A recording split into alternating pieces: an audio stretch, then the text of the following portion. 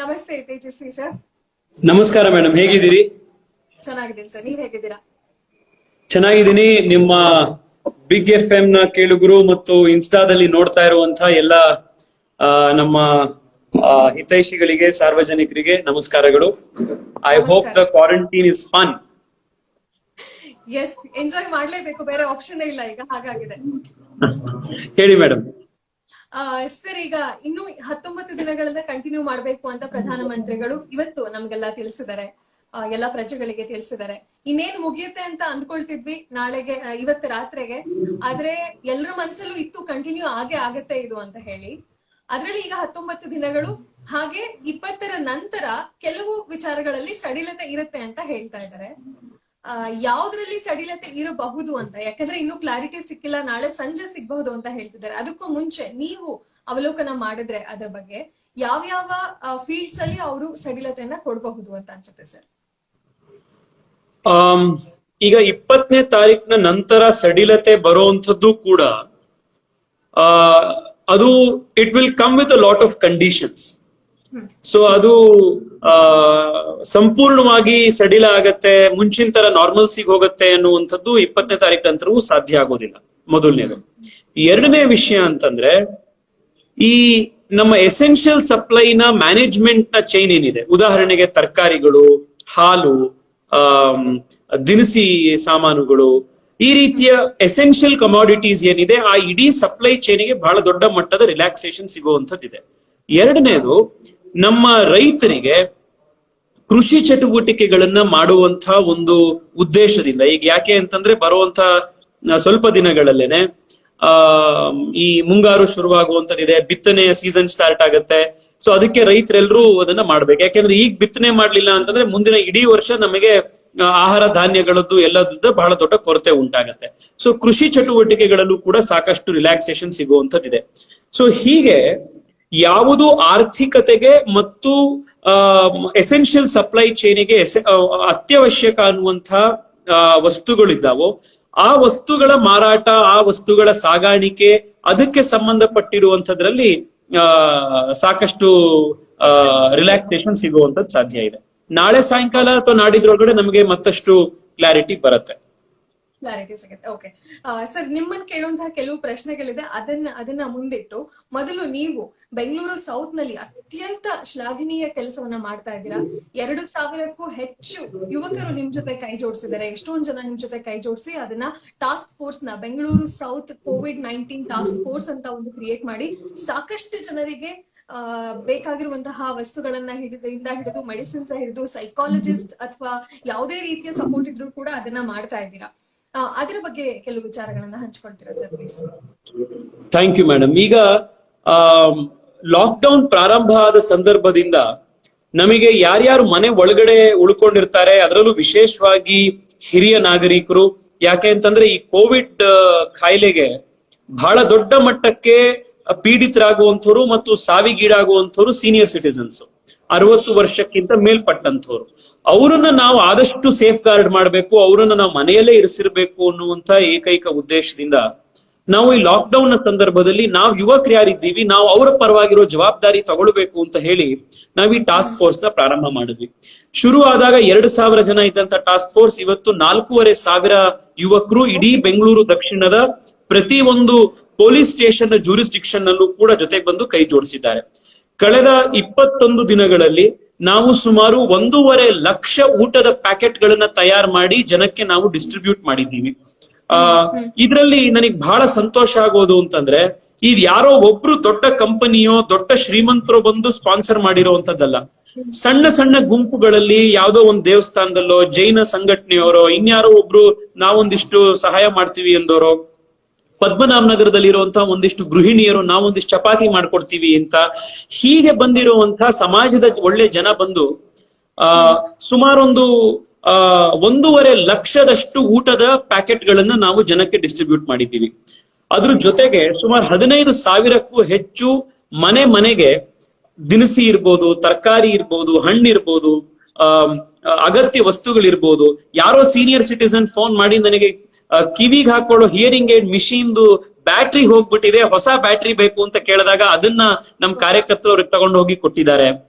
ಹೀಗೆ 15,000ಕ್ಕೂ ಹೆಚ್ಚು ಮನೆಗಳಿಗೆ ದಿನಸಿಯನ್ನ ಈ ತರದ ಅಗತ್ಯ ವಸ್ತುಗಳನ್ನ ಮನೆಗೆ ಸೀನಿಯರ್ ಸಿಟಿಸನ್ಸ್ ಗಳಿಗೆ ಡೆಲಿವರಿ ಮಾಡಿದ್ದಾರೆ.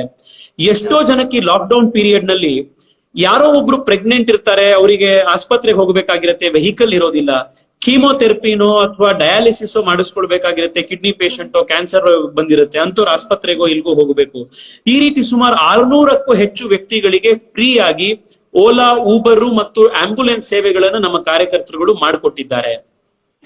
ಇದೇ ಸಂದರ್ಭದಲ್ಲಿ ಆಸ್ಪತ್ರೆಗಳಿಗೆ PPE ಕಿಟ್ ಗಳನ್ನ, ವೆಂಟಿಲೇಟರ್ಸ್ ಗಳನ್ನ, ಇದು ಫ್ಯಾನ್ ಗಳನ್ನ, RO ಕಿಟ್ ಗಳನ್ನ ಉಪೇಂದ್ರ ಅವರು ಕೂಡ 5 ಲಕ್ಷ ರೂಪಾಯಿನ ಕೊಟ್ಟು ಅದನ್ನ ಸ್ಪಾನ್ಸರ್ ಮಾಡಿಕೊಟ್ಟಿದ್ದಾರೆ.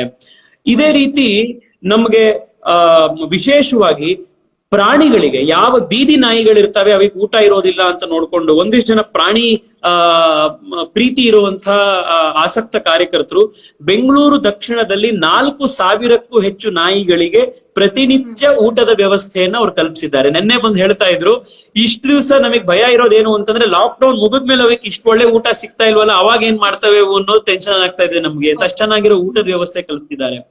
ಲಾಕ್ ಡೌನ್ ವ್ಯವಸ್ಥೆಯಲ್ಲಿ ಎಷ್ಟೋ ಜನಕ್ಕೆ ಮೆಂಟಲ್ ಆಂಗ್ಸೈಟಿ ಇಶ್ಯೂಸ್ ಬರ್ಬೋದು, ಅದನ್ನ ಹೇಗೆ ಕೋಪ್ ಅಪ್ ಮಾಡ್ಬೋದು ಅನ್ನಕ್ಕೆ ಒಂದು 60ಕ್ಕೂ ಹೆಚ್ಚು ಜನ ಈ ಕ್ಲಿನಿಕಲ್ ಸೈಕಿಯಾಟ್ರಿಸ್ಟ್ಗಳು, ಕೌನ್ಸಿಲರ್ಸ್ಗಳು ಅವರು ಒಟ್ಟಿಗೆ ಮುಂದೆ ಬಂದು ಬಹಳಷ್ಟು ಜನಕ್ಕೆ ಸುಮಾರು ಒಂದು 100ಕ್ಕೂ ಹೆಚ್ಚು ಫೋನ್ ಕಾಲ್ಗಳಲ್ಲಿ ಕನ್ಸಲ್ಟೇಷನ್ ಗಳನ್ನ ಮಾಡಿಕೊಟ್ಟಿದ್ದಾರೆ. ಎಷ್ಟೋ ಈ ತರದ ನೂರಾರು ಕೆಲಸಗಳನ್ನ 4,000ಕ್ಕೂ ಹೆಚ್ಚು ಜನ ಕಾರ್ಯಕರ್ತರು ಕೈ ಜೋಡಿಸಿ ಮಾಡಿದ್ದಾರೆ. ಅವರೆಲ್ರಿಗೂ ಯಾರ್ಯಾರು ಸೇವೆ ಮಾಡಿದ್ದಾರೆ, ಮಾಡಿಸ್ಕೊಂಡಿದ್ದಾರೆ, ಅವರೆಲ್ಲರ ಆಶೀರ್ವಾದ ಅವರೆಲ್ಲರ ಮೇಲೂ ಇರುತ್ತೆ. ಸ್ಟ್ರೈಟ್ ಆಗಿ ಅವರ ಪುಣ್ಯದ ಅಕೌಂಟಿಗೆ ಬೇಜಾನ್ ಹೋಗಿ ಡೆಪಾಸಿಟ್ ಆಗ್ಬಿಟ್ಟಿದೆ ಪುಣ್ಯ ಅವ್ರು ಮಾಡಿರೋ ಕೆಲಸ. Great sir. ಅದಕ್ಕೆಲ್ಲ ನೀವು ರೂವಾರಿಯಾಗಿ ನಿಂತಿದ್ದೀರಾ.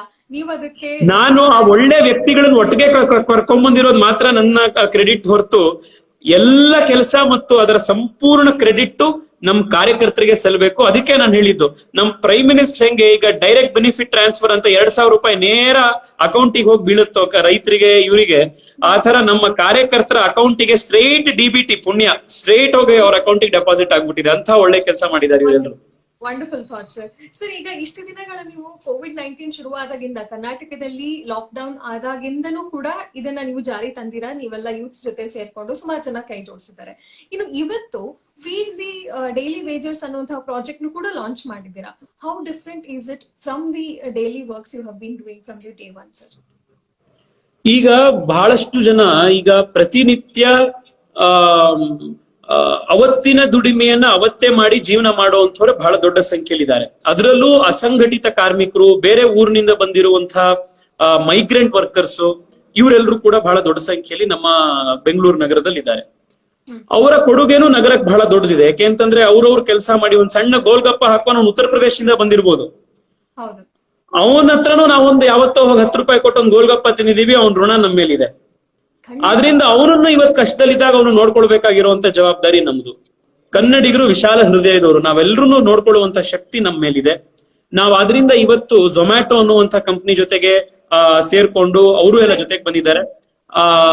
ಅವ್ರಿವತ್ತು ಈ ಫೀಡ್ ದ ಡೈಲಿ ವೇಜರ್ ಅನ್ನೋರ್ಗೆ ಅವ್ರಿಗೆ ಪ್ರತಿ ದಿವಸ ಅವ್ರಿಗೆ ಬೇಕಾಗುವಂತ ಆಹಾರದ ಕಿಟ್ ಗಳನ್ನ ಒಂದ್ 10 ದಿವಸ 15 ದಿವಸಕ್ಕೆ ಬೇಕಾಗೋದನ್ನ ಮಾಡಿದ್ದಾರೆ. ಅದನ್ನು ಕೂಡ ಇವತ್ತಿಂದ ಶುರು ಮಾಡಿದ್ದೀವಿ. ಓಕೆ. ಸೊ ಇವಾಗ ಫೋನ್ ಕರೆ ಬಂದವರಿಗೆ ಮಾತ್ರ ನೀವು ನಿಮ್ದು ಒಂದು ನಂಬರ್ ಇದೆ 9946499464 if I am not wrong. ಆ ನಂಬರ್ಗೆ ಬೆಂಗಳೂರು ಸೌತ್ ನವರು ಹೆಚ್ಚಾಗಿ ಕರೆ ಮಾಡಿದ್ರೆ ಅವ್ರಿಗೆ ಸಹಾಯ ಕೊಡ್ತಾ ಇದ್ದೀರಾ. ಕರೆ ಬರ್ಲಿಲ್ಲ ಅಂದ್ರೂ ಕೂಡ ಯಾರಿಗೆಲ್ಲ ಅವಶ್ಯಕತೆ ಇದೆ ಅಂತ ನಿಮ್ಮ ಕಡೆಯಿಂದನೇ ಹೋಗಿ ಹುಡುಕಿ ಮಾಡೋ ಪ್ರಯತ್ನ ಇದೆಯಾ? ಅಥವಾ calls, I am very sure ನಮಗ್ ಬೆಳಗ್ಗೆಯಿಂದ ರಾತ್ರಿವರೆಗೂ ಸಾವಿರಾರು ಕಾಲ್ಸ್ ಬರ್ತಾ ಇರುತ್ತೆ. ಅದನ್ನ ಅಟೆಂಡ್ ಮಾಡೋದಕ್ಕೆ ನಿಮಗೆ ಸಾವಿರಾರು ಜನ ಇದ್ದಾರೆ.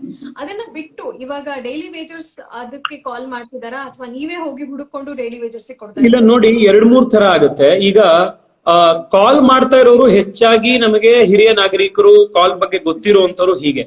ಆದ್ರೆ ಪ್ರತಿ ಏರಿಯಾದಲ್ಲೂ ಒಂದು ಪೊಲೀಸ್ ಸ್ಟೇಷನ್ ನ ವ್ಯಾಪ್ತಿಯಲ್ಲಿ ಯಾರ್ಯಾರು ಈ ರೀತಿ ಅಸಂಘಟಿತ ಕಾರ್ಮಿಕರು, ಬಡವರಿದ್ದಾರೆ ಹೀಗೆ ಅಂತ ನಮ್ಮ ಕಾರ್ಯಕರ್ತರು ಮತ್ತೆ ಪೊಲೀಸ್ ಇಲಾಖೆಯವರು ಜಂಟಿಯಾಗಿ ಸೇರ್ಕೊಂಡು ನಾವು ಅದನ್ನ ಸಮೀಕ್ಷೆ ಮಾಡಿ ಅವ್ರನ್ನ ಐಡೆಂಟಿಫೈ ಮಾಡಿದೀವಿ.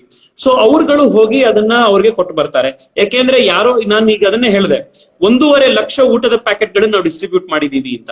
ಇದನ್ನ ಹೇಗ್ ನಾವು ಡಿಸ್ಟ್ರಿಬ್ಯೂಟ್ ಮಾಡಿದ್ದು ಅಂತಂದ್ರೆ, ಈ ಭಾಗದಲ್ಲಿ ನಿಜವಾಗ್ಲೂ ಡಿಸರ್ವಿಂಗ್ ಆಗಿರೋ ಜನ ಇದ್ದಾರೆ, ಅವ್ರಿಗೆ ಇದನ್ನ ನಾವು ಸಹಾಯ ಮಾಡ್ಬೇಕು ಅಂತ ಅಲ್ಲಿ ಲೋಕಲ್ ಪೊಲೀಸ್ ಅವರು, BBMP ಅವರು, ಮತ್ತು ನಮ್ಮ ಕಾರ್ಯಕರ್ತರು ಒಟ್ಟಿಗೆ ಸೇರ್ಕೊಂಡು ನಾವು ಐಡೆಂಟಿಫೈ ಮಾಡಿ ಅವ್ರಿಗೆ ಕೊಡ್ತಾ ಇರುವಂತದ್ದು.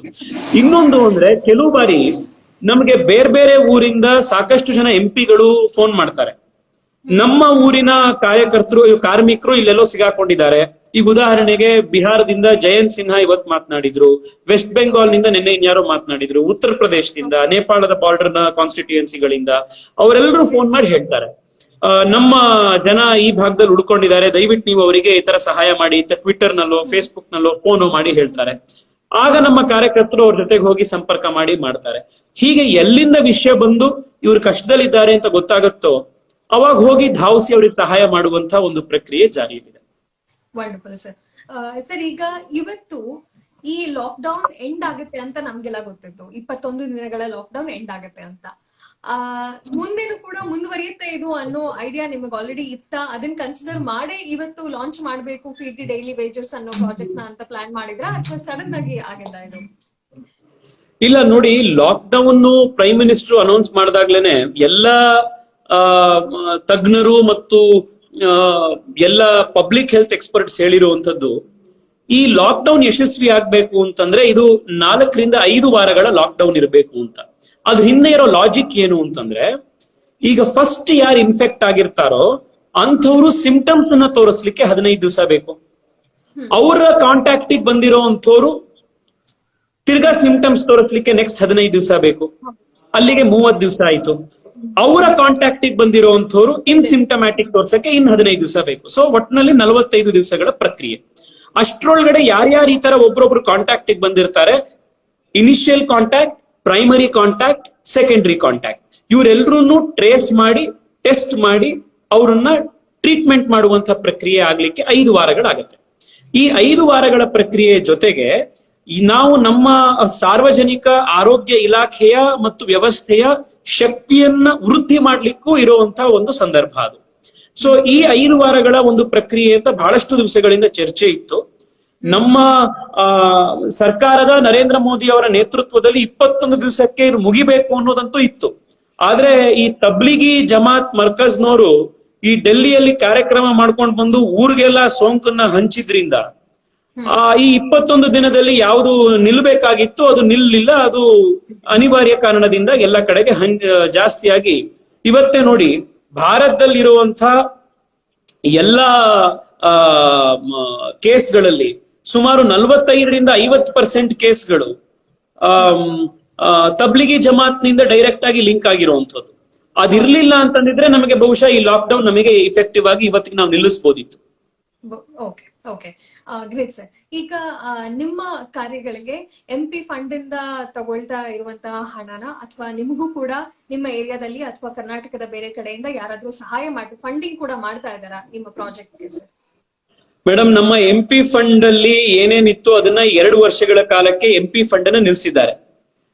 ನರೇಂದ್ರ ಮೋದಿ ಅವರು ಬಹಳ ಒಳ್ಳೆ ನಿರ್ಧಾರ ತಗೊಂಡಿದ್ದಾರೆ. ಎಲ್ಲ MP ಫಂಡ್ ಗಳೇನಿತ್ತು, ವರ್ಷಕ್ಕೆ 5 ಕೋಟಿ ಬರುವಂತ MP ಫಂಡ್ ಏನಿತ್ತು, ಆ MP ಫಂಡ್ ನ ಈಗ ಕೇಂದ್ರ ಸರ್ಕಾರ ಡೈರೆಕ್ಟ್ ಆಗಿ ಪ್ರಧಾನ ಮಂತ್ರಿ PM ಕೇರ್ಸ್ ಅನ್ನುವಂತ ನಿಧಿ ಏನಿದೆ ಅದಕ್ಕೆ ಆಗ್ಲೇ ಹಾಕ್ಬಿಟ್ಟಿದ್ದಾರೆ. ಅದರಲ್ಲಿ ಅದ್ರ ಜೊತೆಗೆ ನಮ್ಮ 1 ತಿಂಗಳ ಸಂಬಳವನ್ನ ಮತ್ತು 1 ವರ್ಷದ ಸಂಬಳದಲ್ಲಿ 30% ನ ಕಡಿತ ಕೂಡ ಆಗಿದೆ. ಸೊ ಅದರಿಂದ ನಮ್ಮ ಫಂಡ್ ಅನ್ನೋದಕ್ಕಿಂತ ಇದರಲ್ಲಿ ನಾನು ಆಗ್ಲೇ ಹೇಳಿದೆ, ಈ 1.5 ಲಕ್ಷ ಊಟ ಏನ್ ಕೊಟ್ಟಿದೀವಿ, ದಿನಸಿ ಪ್ಯಾಕೆಟ್ ಹಂಚ್ತಾ ಇದ್ದೀವಿ, ಇದನ್ನ ಏನೇನ್ ಮಾಡ್ತಾ ಇದ್ದೀವಿ, ಇದಷ್ಟು ಸಾರ್ವಜನಿಕರು ಬಂದು ನಂಬಿಕೆ ಇಟ್ಟು ಇದನ್ನ ಕೊಡ್ತಾ ಇರೋದು. ನಾನು ಈ ಸಂದರ್ಭದಲ್ಲಿ ಒಂದು ಇನ್ಸಿಡೆಂಟ್ ಹೇಳಲೇಬೇಕು. 2 ದಿನಗಳ ಹಿಂದೆ ನಾವು ನಮ್ಮ ಕಾರ್ಯಕರ್ತರೊಬ್ರು ನಮ್ಮ ಸೀನಿಯರ್ ಸಿಟಿಸನ್ ಯಾರೋ ಒಬ್ರು ಮನೆಗೆ ಒಂದು ಫೋನ್ ಬಂದಿತ್ತು ಅಂತ ಸೇವೆ ಮಾಡ್ಲಿಕ್ಕೆ ಒಂದು ವಾಲಂಟಿಯರ್ ಕೆಲಸ ಮಾಡಿದ್ರು. ಅದಾದ್ಮೇಲೆ ಅವರ ಮನೆಯವರು ನಮಗೆ ವಾಪಸ್ ನಮ್ಮ ಕಾಲ್ ಸೆಂಟರ್ ಫೋನ್ ಮಾಡಿದ್ರು, ನಮಗ್ ಬಹಳ ಸಹಾಯ ಆಯ್ತು, ನೀವ್ ಈ ತರ ಹೆಲ್ಪ್ ಮಾಡಿದ್ರೆ ನಾವೇನಾದ್ರೂ ಕಾಂಟ್ರಿಬ್ಯೂಟ್ ಮಾಡ್ಬೇಕಿದೆ ನಿಮ್ಗೆ ಅಂತ. ಸೊ ಆಯ್ತು ಅಂತ ಹೇಳಿ ನಮ್ ಕಾರ್ಯಕರ್ತರು ಏನ್ ಕಾಂಟ್ರಿಬ್ಯೂಟ್ ಮಾಡ್ತಾರೆ ಅಂತ ಹೋದ್ರು. ಅವ್ರ ಮನೆಯವರು ಒಂದ್ ಸ್ವಲ್ಪ ಕಾಂಟ್ರಿಬ್ಯೂಷನ್ ಮಾಡಿದ್ರು.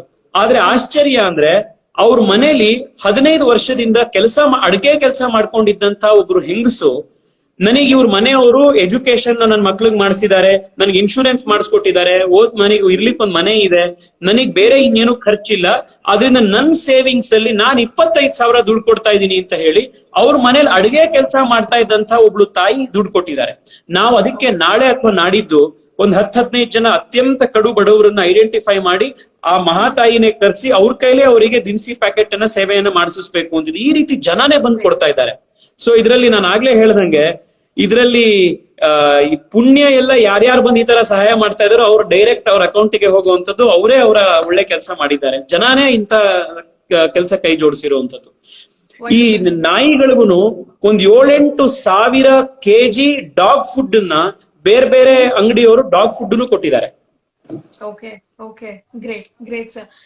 ಸರ್, ಇವತ್ತಿನಿಂದ ಬೆಂಗಳೂರಿನಲ್ಲಿ ಅಥವಾ ಕರ್ನಾಟಕದಲ್ಲಿ ಮದ್ಯಪಾನವನ್ನು ಕೂಡ ಸೆಲ್ ಮಾಡೋದಕ್ಕೆ ಶುರು ಆಗುತ್ತೆ 15ರಿಂದ ಅಂತ ಇತ್ತು ಎಲ್ಲ ಕಡೆ. ಈಗ ಅದನ್ನು ಕೂಡ 19 ಡೇಸ್ ವರೆಗೂ ಇದೆ. ಇನ್ನೊಂದು 10 ನಿಮಿಷ ಇದೆ, will just finish quickly. So ಇನ್ನೊಂದು 19 ದಿನಗಳು ಕಂಟಿನ್ಯೂ ಆದಾಗ ಯಾವ ರೀತಿಯ ಸರಬರಾಜು ಕೂಡ ಇರೋದಿಲ್ಲ ಅಂತ ಹೇಳಿದ್ರು. ಆದ್ರೂ ಕೂಡ ನಾವು ಗಮನಿಸಿರೋ ಹಾಗೆ ನಮಗ್ ತಿಳಿದಿರೋ ಹಾಗೆ ಕೆಲವೊಂದು ಕಡೆ ಇಲ್ಲೀಗಲ್ ಆಗಿ ಡ್ರಿಂಕ್ಸ್ ಎಲ್ಲಾ ಕಡೆ ಕೂಡ ಡಿಸ್ಟ್ರಿಬ್ಯೂಟ್ ಆಗ್ತಾ ಇದೆ, ಎಷ್ಟೋ ಜನ ತರ್ತಾ ಇದಾರೆ ಅಂತ ಗಮನಕ್ಕೆ ಬಂದಿದೆ. ಅದೇನಾದ್ರು ನಿಮ್ ಗಮನಕ್ಕೆ ಬಂದು ಏನಾದ್ರು ಆಕ್ಷನ್ ತಗೊಂಡಿದ್ದೀರಾ ಸರ್ ಅದ್ರ ವಿರುದ್ಧ? ನೋಡಿ, ಈ ಲಿಕ್ಕರು ಮತ್ತೆ ಈ ರೀತಿಯ ವಸ್ತುಗಳನ್ನ ಬ್ಯಾನ್ ಮಾಡಿದಾಗ ಅದರಲ್ಲಿ ಸೆಕೆಂಡ್ ಸೇಲ್ ಆಗುವಂತದ್ದು, ಬ್ಲಾಕ್ ಮಾರ್ಕೆಟ್ ಅಲ್ಲಿ ಸೇಲ್ ಆಗುವಂತದ್ದು ಸಹಜ. It's the nature of those goods. ಅದಕ್ಕೆ ಅದನ್ನ ಸಿನ್ ಗೂಡ್ಸ್ ಅಂತ ಕರೀತಾರೆ. ಆದ್ರೆ ಬಹಳಷ್ಟು ದೊಡ್ಡ ಮಟ್ಟಿಗೆ ಸರ್ಕಾರ ನಿರ್ವಹಿಸ್ತಾ ಇದೆ. ಈ ತರದನ್ನ ಕಡಿವಾಣ ಹಾಕ್ಬೇಕು ಅಂತ ಆಗ್ತಾ ಇದೆ, ಪ್ರಯತ್ನ ಆಗ್ತಾ ಇದೆ. ಈ ಎಲ್ಲ ಸರಿಯಾಗಿದ್ದಿದ್ರೆ ಇವತ್ತಿಗೆ ಲಾಕ್ ಡೌನ್ ರಿಲ್ಯಾಕ್ಸ್ ಆಗಿರ್ತಿತ್ತು, ಎಣ್ಣೆ ಅಂಗಡಿಗಳು ಬಾಗಿಲು ತೆರೆದಿರ್ತಿದ್ವು. ಆದ್ರೆ ಈ ತಬ್ಲಿಗಿ ಜಮಾತ್ ಅವ್ರು ಮಾಡಿದ್ರಿಂದಾಗಿ ಈಗ ಲಾಕ್ ಡೌನ್ ಮುಂದುವರೆದಿದೆ. ನಮ್ಮ ಎಲ್ಲ ಈ ಎಣ್ಣೆ ಪ್ರೇಮಿಗಳಿಗೂ ಇನ್ನೂ ಒಂದ್ ವಾರ ಕಾಯ್ಬೇಕಾದಂತ ಒಂದು ಅನಿವಾರ್ಯತೆ ಬಂದಿದೆ. ಆದ್ರಿಂದ ಆದ್ರೆ ಅವನ ಸೀರಿಯಸ್ ನೋಟ್ ನನ್ಗನ್ಸುವಂಥದ್ದು 20ನೇ ತಾರೀಕಿನ ನಂತರವೂ ಕೂಡ ರಾಜ್ಯ ಸರ್ಕಾರ ಇದನ್ನ ಈ ಲಿಕ್ಕರ್ ಅಂಗಡಿಗಳನ್ನ ಓಪನ್ ಮಾಡೋದ್ರ ಬಗ್ಗೆ ಸೀರಿಯಸ್ ಆಗಿ ಮರುಚಿಂತನೆ ಮಾಡಬೇಕು. ಇನ್ನೊಂದು 15 ದಿವಸಗಳ ಕಾಲ ಅದನ್ನ ಮುಂದುವರೆದ್ರು ಏನು ತೊಂದರೆ ಆಗೋದಿಲ್ಲ. ಯಾಕೆಂದ್ರೆ ನಮ್ಮ ಉದ್ದೇಶ ಇರುವಂತದ್ದು ಜನ ಆದಷ್ಟು ಒಳಗಡೆ ಇರಬೇಕು, ಲಾಕ್ ಡೌನ್ ಯಶಸ್ವಿ ಆಗ್ಬೇಕು ಅಂತ. ನೀವು ಲಿಕ್ಕರ್ ಶಾಪ್ ಅಂಗಡಿ ಓಪನ್ ಮಾಡಿದ್ರೆ ಅದ್ ಎದುರುಗಡೆ ಉದ್ದುದ ಕ್ಯೂ ನಿಂತು ಜನ ಅಲ್ಲಿ ಬಂದು ಇದಾಗಿ, ಅದಕ್ಕಿಂತ I think it should be reviewed and reconsidered. ಅದ್ ನನ್ನ ವೈಯಕ್ತಿಕ ಸಲಹೆ. Okay okay, great sir. Sir, ಇನ್ನು ಈಗ ನೀವು ರಾಜ್ಯ ಸರ್ಕಾರದಲ್ಲಿ ಬೆಳೀತಾ ಬಂದಾಗ ಅಥವಾ ರಾಜಕೀಯದಲ್ಲಿ ಹೆಜ್ಜೆ ಇಟ್ಟಾಗ ನಿಮಗೆ ಕೈ ಹಿಡಿದು ನಡೆಸಿದವರು, ಹಾಗೆ ನೀವು ಗುರುಗಳಾಗಿ ಕನ್ಸಿಡರ್ ಮಾಡಿದವರು ಶ್ರೀಯುತ ಅನಂತಕುಮಾರ್ ಸರ್ ಅವರು. ಸೊ ಈ ಸಂದರ್ಭದಲ್ಲಿ ನೀವು ಈಗಾಗ್ಲೇ ಸಾಕಷ್ಟು ಜನರಿಗೆ ಪ್ರಚಲಿತರಾಗಿದ್ದೀರಾ, MP ಆಗಿದ್ದೀರಾ. ಸುಮಾರು ಜನ ಬೆಂಗಳೂರು ಸೌತ್ ಅಷ್ಟೇ ಅಲ್ಲ, ಇಡೀ ಬೆಂಗಳೂರು ಕರ್ನಾಟಕದಲ್ಲಿ ನಿಮ್ಮನ್ನ look forward for you. So ಹೀಗಿರುವಾಗ ಗುರುಗಳನ್ನ ಎಷ್ಟು ನೆನೆಸ್ಕೊಳ್ತೀರಾ? ಅವ್ರ ಬಗ್ಗೆ ಏನ್ ಹೇಳ್ತೀರಾ ಸರ್? ನನಗೆ ಪ್ರತಿ ದಿವಸ ನಾನು ಎದ್ದು ನಮ್ಮ ಕೆಲಸಕ್ಕೆ ಹೊರಟಾಗ ಪ್ರತಿ ದಿವಸ ನನಗೆ ಪ್ರೇರಣೆಯ ಒಂದು ದ್ಯೋತಕವಾಗಿರುವಂತದ್ದು ಅನಂತಕುಮಾರ್ ಅವರು. ನಾನು ಪ್ರತಿ ಸತಿ ಯೋಚನೆ ಮಾಡ್ತೀನಿ, ಇವತ್ತು ಅವ್ರು ಈ ಸಂದರ್ಭದಲ್ಲಿ ಇದ್ದಿದ್ರೆ ಅವ್ರು ಎಷ್ಟೆಲ್ಲ ಜವಾಬ್ದಾರಿ ತಗೊಂಡಿರ್ತಿದ್ರು, ಏನೆಲ್ಲ ಕೆಲಸ ಮಾಡಿರ್ತಿದ್ರು ಅವರು. ಇದನ್ನ ಯೋಚನೆ ಮಾಡಿ ಮತ್ತಷ್ಟು ನಾವು ಮಾಡ್ಬೇಕು ಅನ್ನುವಂತ ಒಂದು ಹುಮ್ಮಸ್ ನಮಗ್ ಬರ್ತಾ ಹೋಗುತ್ತೆ. ಯಡಿಯೂರಪ್ಪನವರನ್ನ ನೋಡಿ, 78 ವರ್ಷದ ವಯಸ್ಸಿನಲ್ಲಿ ಯಡಿಯೂರಪ್ಪನವರು ಇಡೀ ದೇಶದಲ್ಲಿ ಕೋವಿಡ್ ನ ಕಂಟ್ರೋಲ್ ಮಾಡಿರುವಂತ ಅತ್ಯಂತ ಯಶಸ್ವಿ ರಾಜ್ಯಗಳಲ್ಲಿ ನಮ್ಮ ರಾಜ್ಯವೂ ಕೂಡ ಒಂದು. ಅದರಲ್ಲಿ ಈ ಇಂಗ್ಲಿಷ್ ಚಾನೆಲ್ನವರು ಎಲ್ರು ಈ ಕೇರಳದವರಿಗೆ, ಬೇರೆ ಬೇರೆ ಮುಖ್ಯಮಂತ್ರಿಗಳಿಗೆ, ಕಮ್ಯುನಿಸ್ಟ್ ಸರ್ಕಾರದ ಮುಖ್ಯಮಂತ್ರಿಗಳಿಗೆ ಕ್ರೆಡಿಟ್ ಕೊಡ್ತಾರೆ. ಆದ್ರೆ ಇಲ್ಲಿ ಯಡಿಯೂರಪ್ಪನವರಿಗೆ 78 ವರ್ಷದಲ್ಲಿ ಆ ಮನುಷ್ಯನ ಒಂದು ತಾಕತ್ತು, ಅಡ್ಮಿನಿಸ್ಟ್ರೇಟಿವ್ ಅಬಿಲಿಟಿಯ ಬಗ್ಗೆ ಯಾರು ಮಾತನಾಡ್ತಾ ಇಲ್ಲ. ಶುರುವಾದಾಗ ಕರ್ನಾಟಕ ನಂಬರ್ 2 ಇತ್ತು. ಭಾರತದಲ್ಲೇ ಫಸ್ಟ್ ಕೋವಿಡ್ ಸಾವಾಗಿದ್ದು ಕರ್ನಾಟಕದಲ್ಲಿ. ಇವತ್ತು ನಾವು ಟಾಪ್ 10 ಅಲ್ಲೂ ಇಲ್ಲ. ಆ ಮಟ್ಟಕ್ಕೆ ಕರ್ನಾಟಕ ಸರ್ಕಾರ ಬಹಳ ಚೆನ್ನಾಗಿ ಕೆಲಸ ಮಾಡಿದೆ. ಇಂಥ ಉದಾಹರಣೆಗಳು ನಮ್ಮ ಎದುರುಗಡೆ ಇದ್ದಾಗ ಪ್ರತಿ ದಿವಸ ನಾವ್ ಇನ್ನೂ ಜಾಸ್ತಿ ಮಾಡ್ಬೇಕು, ಇನ್ನೂ ವಿನೂತನವಾಗಿರುವಂತಹ ಕೆಲಸ ಮಾಡ್ಬೇಕು, ಜನಕ್ಕೆ ಇನ್ನಷ್ಟು ಸೇವೆ ಮಾಡ್ಬೇಕು ಅಂತ ನನಗೆ ಯಾವಾಗ್ಲೂ ಪ್ರೇರಣೆ ಸಿಗುತ್ತೆ. ಇನ್ನೊಂದು, ರಾಜಕಾರಣಿಗಳಿಗೆ ಇಂಥ ಸಂಕಷ್ಟದ ಸಮಯವೇ ನಮಗೆ ಒಂದು ಬಹಳ ಒಳ್ಳೆ ಅವಕಾಶ ಜನಕ್ಕೆ ಸೇವೆ ಮಾಡ್ಲಿಕ್ಕೆ. ನಮಗೆ ಎಲ್ಲ ಚೆನ್ನಾಗಿ ಸುಭಿಕ್ಷವಾಗಿದ್ದಾಗ ಒಬ್ಬ ನಾಯಕನ ಕೆಲಸ ಏನು ಇರೋದೇ ಇಲ್ಲ. ಜನ ಕಷ್ಟದಲ್ಲಿದ್ದಾಗ ಅವತ್ತು ನಾಯಕ ಹೋಗಿ ಅವತ್ತು ಕೆಲಸ ಮಾಡ್ಬೇಕು. ಆದ್ರಿಂದ ಇಂಥ ಸಂದರ್ಭದಲ್ಲಿ ನಾವು ಗಾಯ ಬಾಗೋಗ್ಬಿಟ್ರೆ ಜನ ನಮ್ಗೆ ಓಟ್ ಹಾಕಿರೋರು ನಮಗೆ ಮುಖ ತೋರ್ಸೋದಕ್ಕೆ ಅಥವಾ ಅವ್ರಿಗೆ ಇದನ್ ಮಾಡ್ಲಿಕ್ಕೆ ನಮ್ಗೊಂದು ಮಾರಲ್ ರೈಟ್ ಅಲ್ಲಿ ಇರುತ್ತೆ ಅವತ್ತು. ಹೌದು sir, very well sir, very well sir. Last 2 ಪ್ರಶ್ನೆಗಳಿವೆ. ಒಂದು, ಈಗ ಸ್ಟೂಡೆಂಟ್ಸ್ ತುಂಬಾ ಡಿಪ್ರೆಸ್ ಆಗಿದ್ದಾರೆ. ಇನ್ನೊಂದು 5 ನಿಮಿಷ ಇದೆಯಾ ಸರ್, ಮಾತಾಡ್ಬೋದಾ? ಡಿಪ್ರೆಸ್ ಯಾಕಾಗಿದ್ದಾರೆ ಮೇಡಮ್? ಸ್ಟೂಡೆಂಟ್ಸ್ ಗಳೆಲ್ರಿಗೂ ಎಕ್ಸಾಮ್ ಎಲ್ಲ ಸ್ಕೂಲಲ್ಲಿ ಇರೋರ್ಗಂತೂ ಇವಾಗ ಎಕ್ಸಾಮ್ ಎಲ್ಲ ಕ್ಯಾನ್ಸಲ್ ಆಗಿ ಆಟೋಮೆಟಿಕ್ ಪಾಸ್. ನಾನು ಅನ್ಕೋತಿದ್ದೆ, ನಾನು ಸ್ಕೂಲಲ್ಲಿ ಇದ್ದಾಗ ಕೊರೋನಾ ಬಂದಿದ್ರೆ ಎಕ್ಸಾಮ್ ಇಲ್ದಲೆ ಪಾಸ್ ಆಗ್ಬಿಡ್ಬೋದಿತ್ತಲ್ಲ ಅಂತ. ಆದ್ರೆ PUC ಮತ್ತೆ 10th ಸ್ಟ್ಯಾಂಡರ್ಡ್ ಮಕ್ಳಿಗೆ ಒಂದ್ ಸ್ವಲ್ಪ, ಯಾಕಂದ್ರೆ ಅವ್ರ ಅಕಾಡೆಮಿಕಲ್ ಇಯರ್ ಇವಾಗ ಬದಲಾಗೋ ಸಮಯ. 10th ಆದ್ಮೇಲೆ ಯಾವ ಕಾಲೇಜ್ ಹೋಗ್ಬೇಕಿತ್ತು ಅದೆಲ್ಲ ಪ್ಲಾನ್ ಮಾಡ್ಕೊಂಡಿರ್ತಾರೆ.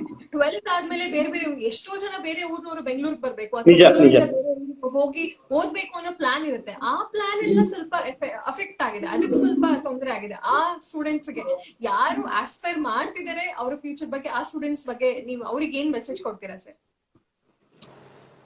ನಾವು ಆಕ್ಚುಲಿ ಈ ವರ್ಷ ಬೆಂಗಳೂರು ಸೌತ್ ಅಲ್ಲಿ ಒಂದು ಪ್ರಾಜೆಕ್ಟ್ ಶುರು ಮಾಡಿದ್ವಿ, ಬೆಸ್ಟ್ ಅಂತ, Bangalore south education and social transformation ಅಂತ. SSLC ಮಕ್ಕಳು ಪಾಸ್ ಆಗ್ಲಿಕ್ಕೆ ಒಂದು ವಿಶೇಷವಾದಂತ ಒಂದು ಪ್ಯಾಕೇಜು ವ್ಯವಸ್ಥೆ ಎಲ್ಲ ಮಾಡಿದ್ವಿ. ಈಗ ಎಕ್ಸಾಮ್ ಮುಂದುವರೆದಿರೋದ್ರಿಂದ ಎಕ್ಸಾಮ್ ಆಗೇ ಆಗತ್ತೆ. ಆದ್ರಿಂದ PUC ಮತ್ತೆ SSLC ಎಕ್ಸಾಮ್ ಅಂತೂ ಇಲ್ಲ ಇವತ್ತಿಲ್ಲ, ನೀವು ನಾಳೆ ಬರೀಲೇಬೇಕು. ಆದ್ರೆ ನಾನ್ ನಿಮಗೆ ರಿಕ್ವೆಸ್ಟ್ ಮಾಡ್ತಿರೋದೇನು ಅಂದ್ರೆ, ಎಕ್ಸಾಮಿನೇಷನ್ ಮುಂದ್ ಹೋಗಿರೋದ್ರಿಂದ it's a blessing in disguise. ನಿಮ್ಗೆ ಇನ್ನಷ್ಟು ಓದಲಿಕ್ಕೆ ಅವಕಾಶ ಇದೆ. ದಿವ್ಸಕ್ಕೆ ಒಂದ್ 2-3 ಗಂಟೆನಾದ್ರೂ ಓದೋದಕ್ಕೆ ಅವಕಾಶ ಮಾಡ್ಕೊಡಿ. ನಿಮ್ಗೆ you can perfect your concepts, ಒಳ್ಳೆ ಮಾರ್ಕ್ಸ್ ಗಳನ್ನ ತಗೊಳ್ಬಹುದು.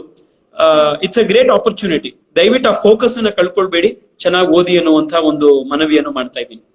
Great sir, great sir. ಇನ್ನು ಕೊನೆಯದಾಗಿ, ಈಗ ನೀವು ಯೂತ್ ಗೆ ಐಕಾನ್ ಆಗಿದ್ದೀರಾ, ರೋಲ್ ಮಾಡೆಲ್ ಆಗಿದ್ದೀರಾ. ಎಷ್ಟೋ ಜನ ಯುವಕರಿಗೆ ನೀವು ಸ್ಫೂರ್ತಿಯಾಗಿ ನಿಂತಿದ್ದೀರಾ.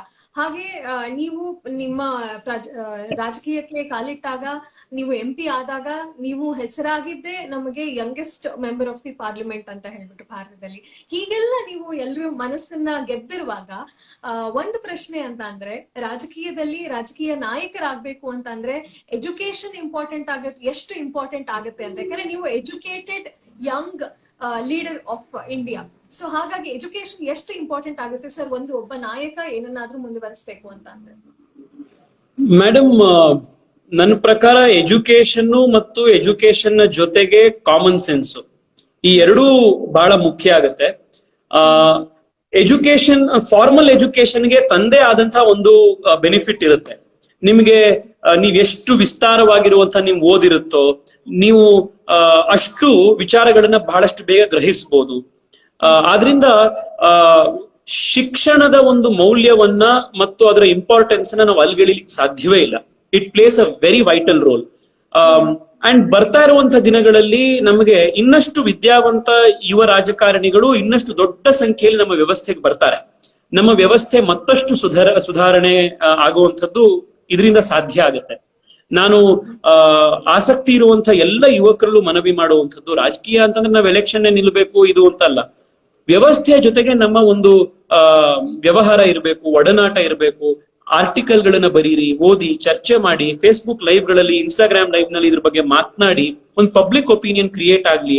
ನಿಮ್ ಸುತ್ತಮುತ್ತ ಇರುವಂತಹ ಸಂಘ ಸಂಸ್ಥೆಗಳ ಜೊತೆಗೆ ಸೇರ್ಕೊಂಡು ಜನಕ್ಕೆ ಸಹಾಯ ಮಾಡುವಂತಹ ಕೆಲಸಗಳನ್ನ ಮಾಡಿ, ಸಂಘಟನೆ ಮಾಡುವಂತ ಕೆಲಸ ಮಾಡಿ. ಪೊಲಿಟಿಕಲ್ ಸಿಸ್ಟಮ್ ನ ಜೊತೆಗೆ ಎಂಗೇಜ್ ಆಗುವಂತದ್ದು ಬಹಳ ಮುಖ್ಯ ಇರುತ್ತೆ.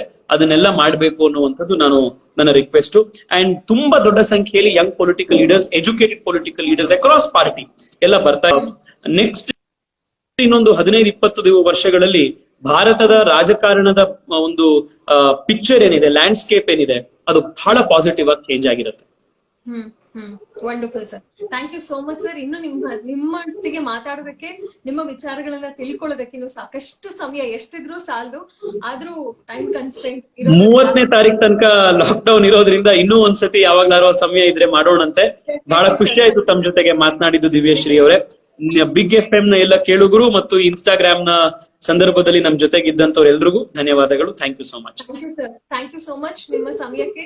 ಹಾಗೆ ನೀವು ಹೇಳಿದ್ರಿ ಯಾರೆಲ್ಲ ಪುಣ್ಯದ ಕೆಲಸಗಳನ್ನ ಮಾಡ್ತಿದ್ದೀರಾ ಅದಕ್ಕೆ ನೀವು ಒಬ್ಬ ಮುಖವಾಗಿ ನಿಂತಿರೋದಷ್ಟೇ, ಅವರಿಗೆ ಪುಣ್ಯದ ಫಲ ಹೋಗ್ಬೇಕು ನೇರವಾಗಿ ಅಂತ. ಆದ್ರೆ ಒಬ್ಬ ನಾಯಕ ಹುಟ್ಕೊಳ್ಬೇಕು ಅಂದ್ರೆ ಅದಕ್ಕೊಬ್ಬ ನಾಯಕ ಇರ್ಲೇಬೇಕು. ಒಬ್ಬ ನಾಯಕ ಮಾತ್ರ ಇನ್ನೊಬ್ಬ ನಾಯಕನನ್ನು ಹುಟ್ಟಿಸೋದಕ್ಕೆ ಸಾಧ್ಯ. ನೀವು ಮೋದಿ ಅವ್ರು ನಮಗೆಲ್ಲರಿಗೂ ಪ್ರೇರಣೆ ಆದಂಗೆ ನಮ್ಗೆಲ್ರಿಗೂ ಟಾಪ್ ಬಾಸ್ ಅವರೇ. ಹೌದು sir, very true, very true. ಅವರ ಸ್ಫೂರ್ತಿ ತಗೊಂಡು ನೀವು ಇಲ್ಲಿ ನಿಮ್ಮ ಸೌತ್ ಅಲ್ಲಿ, ಬೆಂಗಳೂರು ಸೌತ್ ಅಲ್ಲಿ ಎಲ್ರಿಗೂ ಕೂಡ ಸ್ಫೂರ್ತಿಯಾಗಿ ನಿಂತು ಕೆಲಸ ಮಾಡಿಸ್ತಿದ್ದೀರಾ. ಮೋದಿ ಅವರ ಆಶೀರ್ವಾದ ಆಗ್ಲಿ ಅಥವಾ ಯಾವುದೇ ಗುರು ಹಿರಿಯರ ಆಶೀರ್ವಾದ ಆಗ್ಲಿ, ದೇವರ ಆಶೀರ್ವಾದ ನಿಮಗೆ ಇನ್ನಷ್ಟು ಇಲ್ಲಿ ಈ ಸಹಾಯ Thank you so much. Bengaluru south ಅಷ್ಟೇ ಅಲ್ಲ, ಇಡೀ ಬೆಂಗಳೂರಿಗೆ ನೀವು ಸಹಾಯ ಹಸ್ತ ಚಾಚುವಂತಹ ಶಕ್ತಿ ಆ ದೇವರು ನಿಮ್ಗೆ ಕೊಡ್ಲಿ ಅಂತ ಕೇಳ್ಕೊತಿದ್ದೀವಿ ಸರ್. ನಿಮ್ಮಂತಹ ರಾಜಕೀಯ ನಾಯಕರು ಇರೋದಕ್ಕೆ ಬೆಂಗಳೂರಿನ ಹೆಸರು, ಕರ್ನಾಟಕದ ಹೆಸರು ಇಡೀ ದೇಶದಾದ್ಯಂತ ಮುಟ್ಟಿದೆ. ನಿಮ್ಮ ಶಕ್ತಿಗೆ, ನಿಮ್ಮ ಈ ಸ್ಫೂರ್ತಿಗೆ, ನೀವೆಲ್ರಿಗೂ ಸ್ಫೂರ್ತಿ ಕೊಡ್ತಿರೋದಕ್ಕೆ ಹೃತ್ಪೂರ್ವಕ ಅನಂತ ಧನ್ಯವಾದಗಳು sir. Thank you so much. Thank you so much for all your kind words, madam. Thank you so much. Thank you, Deveshri. All the very best. Thank you.